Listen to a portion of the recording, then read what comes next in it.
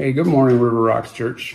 Hope you're having a great morning. My name is Don. This morning we're going to go through Job chapter 21.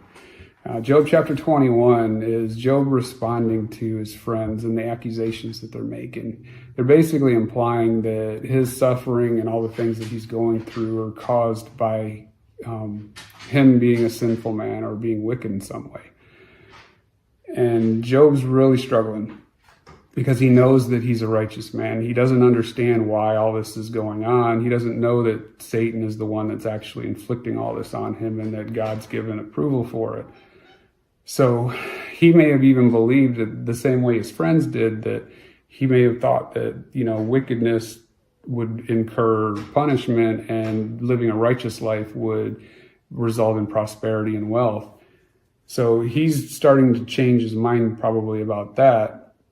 And he wants to tell his friends, hey, you guys aren't listening to me. So he basically tells them, put your hand over your mouth, which is kind of a polite way of saying shut up.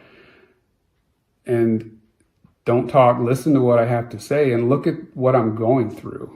And he's going to come against those arguments. And in verses 7 through 16, that's kind of what he does. He makes this case that, hey, there's all kinds of people out there that are living in wealth and prosperity. They're happy. Some of them are have power and fame and wealth and all of these things in this world. And they go to, they live their entire lives that way, and they deny God. They even come out and say, why would we want God in our life? Why do we want to serve him? Why do we want to pray to him? We have everything we need. And he's saying that these people, they're not being punished. And he's also seeing how he himself, who is a righteous man, is he's suffering greatly, and he doesn't understand why. And in verses 17 through 21, he even comes right out and says it. Look, God doesn't punish the wicked always. He says, and not only that, you've also said that sometimes God punishes the children of the wicked. And he comes and rebukes them for that as well. And he says only the wicked basically will be punished for what they've done themselves, and that the wrath of God will be poured out on them.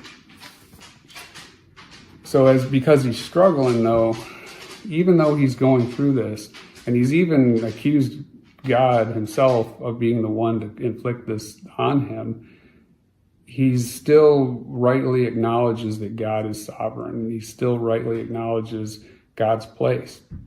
Because he says in, can anyone teach God knowledge, since he teaches those on high? And that's verse 22.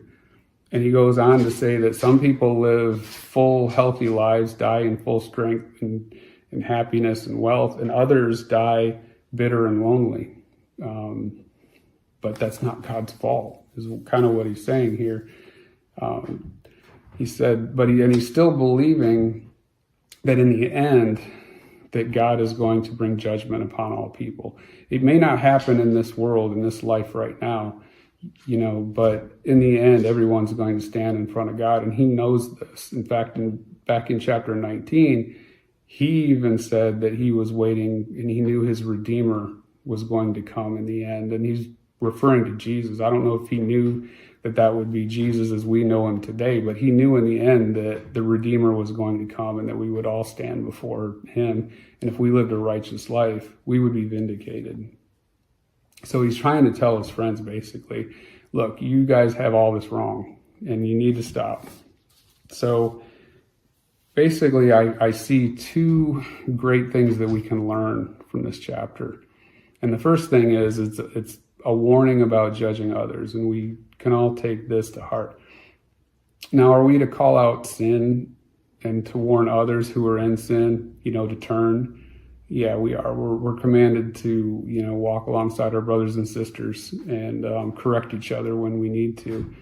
But are we to be judging the lives that other people are living and making judgments based on the circumstances that they're going through? And the answer to that's absolutely not.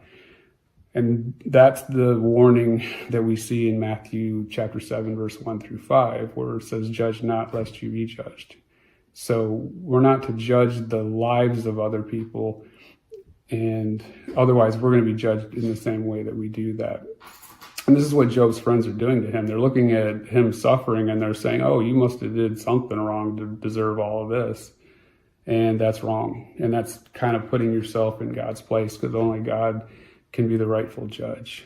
So let's take this as an example of how not to live. And then the second thing that we can take out of this is to know that God's in control. We all struggle with the fact that we see, the wicked prosper. We see, people who are wealthy and famous and rich and have power and influence, and they're as wicked as it comes. And then we all know people who live righteous lives, who, always are there to help people, and they suffer. So there's a couple of things we need to understand about this, is that as Christians, we are called to suffer. The world's going to hate us. They're going to persecute us because of Jesus. And Jesus calls us to suffer for his name. And suffering does produce endurance. Now, if we look at Romans chapter 5, verses 3 and 4, it says, we also glory in our suffering, because we know that suffering produces perseverance, and perseverance, character, and character, hope. So suffering is really a tool that God uses in our lives to strengthen us, to bring us endurance and perseverance, and eventually, and it goes on to say character and hope. The other thing we can know is that even though the wicked may seem to prosper in this life, in the end, judgment's going to come to each and every one of us, and we're all going to receive either our reward or our punishment for what we've done in this life. And we can know that God's justice is truly righteous. So there's no need to be worrying about this. We just need to trust in God and know that he's going to have it. And if we live a righteous life, we have nothing to fear. I hope you are all blessed, and I hope you have a great day. And we'll see you soon. Bye.